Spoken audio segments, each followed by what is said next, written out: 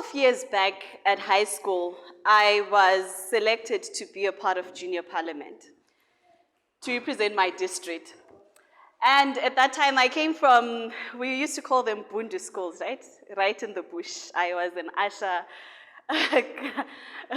girl, right? And I was selected, super excited. So we go to Harare and we meet with junior parliamentarians from all over the country, from all over the districts, and it's a huge number.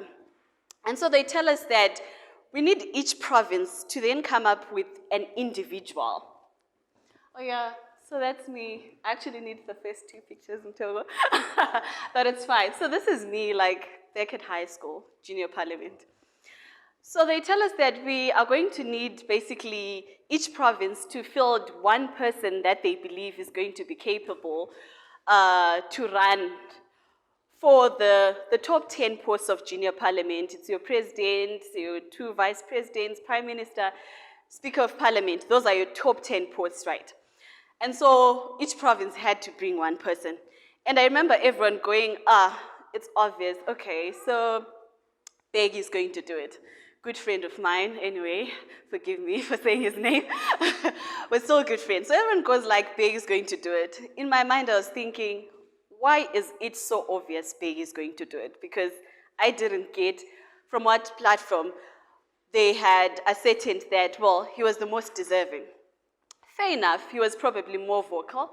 Fair enough, he was probably extroverted, and I wasn't extroverted. I haven't been for most of my life anyway. Anyway, so I remember, trying to sum up that little bit of courage to say, I think I actually want to be the one that represents the province. So everyone was initially shocked. Oh, okay. All right, so since now we have two people that want to stand, so let's have an internal competition, First, the two of you will campaign to us. Say your speeches, your manifestos, and then afterwards we choose an individual. Cut the long story short, anyway, I went on to represent my province, gradually went on to become first vice president of the junior parliament. So whenever I look back to that time, I have mixed feelings. I think I'm angry, sometimes I'm sad, sometimes I'm really disappointed in the system that always assumes the male is going to be better, or the most outspoken person is going to be better, or the most vocal person in that room automatically is the most capable. It's never been the case for me. And I think at the time, coming from a girls' school, I felt a bit insulted because in my world, no one had to be ever selected to go and represent us on the basis of their gender. I'd been at a girls' school for 6 years, so you can understand I had even a bit of a culture shock when it came to actually being told, oh, well, he'd better represent us. He's a guy. Guys are more aggressive, so they can do better. So I had a bit of that culture shock initially. And now when I look back to that story, as much as I feel many things, but I believe it was also an important time in my life, a turning point. A point where I realized beyond anything, if I didn't speak out for myself, there'd be many times when I had no space on that particular table because no one believed I was capable based on my gender or anything of that sort. Let's go a couple of years down the line. I get selected to be part of YALI Southern Africa, an in-house cohort, and we're in South Africa. And towards the end of our cohort, we needed one person who would represent the class at the final graduation, speak to funders, donors, and basically speak about our experience. So that third picture is YALI, and get to speak about our experiences. So because YALI has a couple of countries, right, it's Southern Africa, well, everyone from my class, well, most people from my class felt, so hey, we have this guy from Zimbabwe, we think he will do great, it's obvious, let's put them. Again, I'm this person trying to disrupt the smooth flow of things. You can understand how conflicted I was, thinking about, do I want to say I also want to represent my class? Because firstly, fellow Zimbabweans felt I was bailing out on Zimbabweans. I mean, it's already established. Why do you want to compete to actually represent? But again, I didn't get why, on the basis of he's a guy, on the basis of he's more vocal, it meant he automatically deserved to be in that space. I felt I was more deserving. Long story short, anyway, I got to be selected, finally, to represent. So, all those times, I have learned some crucial lessons, right? Where everyone wants you to be quiet because, well, it means a lot for solidarity. It means a lot for putting up a united front. And I haven't been that person to just want to keep quiet for the sake of solidarity or for unity or to not disrupt things. In fact, I've realized the most times that I've not been willing to disrupt, there has been no change, right? There has been nothing meaningful that comes from them. And I felt all kinds of feelings, and I realized that the kinds of feelings that I was feeling in terms of feeling guilty really spoke to years of socialization on my part, but also socialization on my colleagues' part. Because over a long time, we had been socialized to feel guilty about being influential. As women, importantly, we have been socialized to feel guilty about being deserving, right? To feel guilty about knowing that we are capable in a room where there might be men, in a room where we think, hey, the narrative suggests otherwise, that we shouldn't be the ones that are speaking up. We've been socialized to think we ought to keep quiet in those spaces. But I want to tell you something today. An author and a speaker that I love, her name is Lavi AJ. She says, people and systems count on our silence to keep us exactly where we are. People and systems count on our silence to keep us exactly where we are. Most times when there's a type of injustice that exists within the system and we're willing to be quiet, but we recognize it exists, the system remains exactly that. And for years and for generations, it does not change. So for me, the leadership journey, I would not do it justice if I just decided to come here and speak about, being director. In fact, well, I've been director for over a year, really. But my leadership journey has been over all those years and all those experiences and all those stories that made me the person that I am.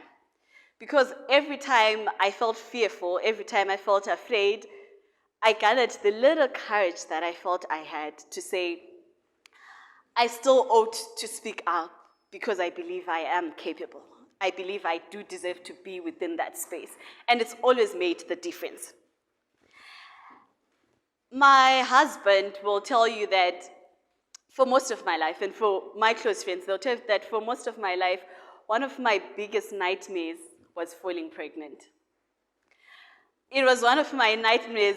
Every time I think about it, I don't want to fall pregnant. It wasn't just about, hey, you know what, I'm falling pregnant out of wedlock, but it was also the aspects of saying, I don't think I'll be able to self-actualize with the baby, with the family. I don't think I can do anything meaningful. It's going to keep me from a lot of opportunities. And so for most of my life, I was so scared and so afraid that if I ever fell pregnant, what would actually happen? Anyway, so I did fall pregnant. I did fall pregnant, and I have a handsome baby boy now, 8 months, going on 9 months. And I have lessons. Some of the lessons, I've had to be thrown in the deep end for me to learn them, right? So I did fall pregnant, but did it change who I am as a person, as a woman, as a leader? No. Not in so many ways. Yes, body-wise and everything, in many ways, our bodies will be wreaked havoc, right? But I think, importantly, the lesson that I learned from that is most times we have been socialized to believe you really can't be a leader and be nurturing. You can't be an efficient director and still go back to your baby and take care of that baby, because that's what we've been taught in all our years. That's what we've seen, right? That oftentimes you have to choose between the job or family. You have to choose between the marriage or the job. But why should we have to choose? Why can't we have it all? Why can't we have both options? Why can't we have whatever option that we choose to have? And so I'll be frank, it's been hard sometimes.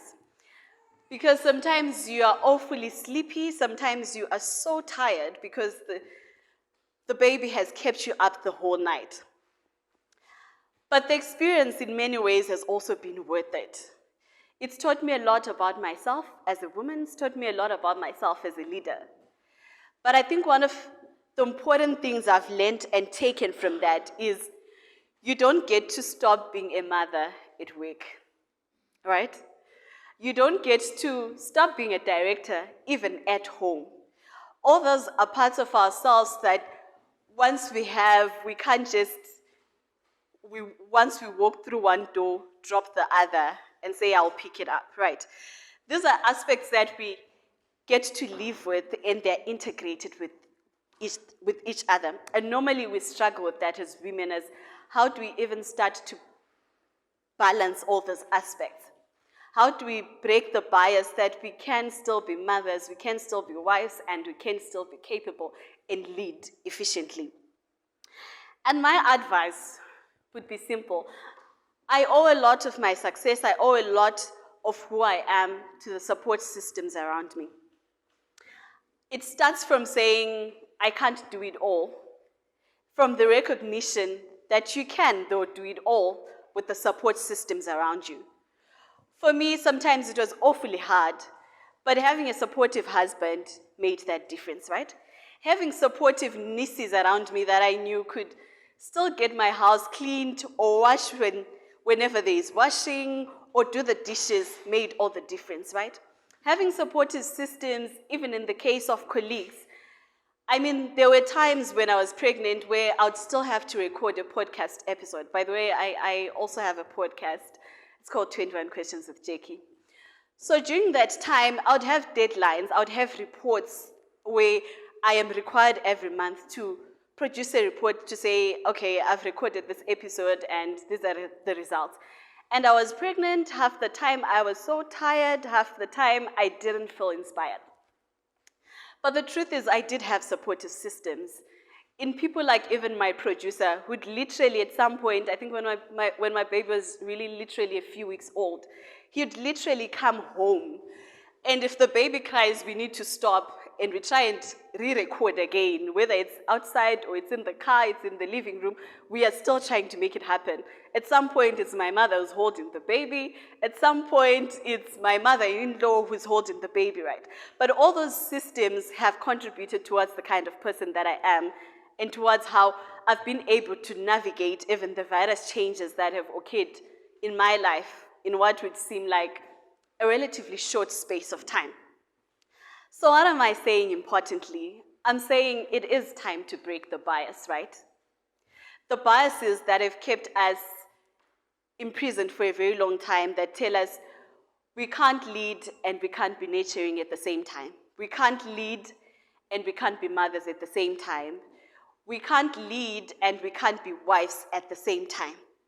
The biases that tell us that once you start having family, you can't self-actualize, right? You can't take up opportunities. That's breaking off those kind of biases begins with us.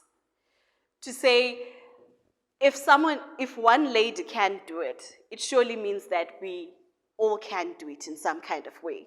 And I'm not much of a believer in the pull head down syndrome. I hear a lot of ladies speak about that. For me, I'm a believer in systems, in people are people. If she's not doing you good, it's not necessarily because she's a woman. It's just the kind of person that she is. If someone chooses to support you, it's not because they're necessarily a guy or a man and they're better at supporting us. It's because they're good and they're kind human being. And so for me, it's been easier to say I don't necessarily feel fellow sisters always pull each other down, right? Or pull the other person down. So yeah, in short, this is what my story was about, to tell you that it's still possible to do all those things and be the kind of woman that you want and pursue the kind of dreams that you want and still be in leadership and still do it effectively with the proper support systems around you. But importantly to say, your voice counts above everything. In spaces where you might not have a space within that table, it takes you to bring a folding chair. But my friend lately even says, hey, if they don't want us on their table, we don't care. We are creating our own tables. We are at that point. We are creating our own tables. And if they want to join us, yes, they can come ahead and join us. If they choose not to, we are still moving and creating the kind of change that we want to do. So in essence, in a world that wants us to whisper, I'm challenging you to yell. Thank you.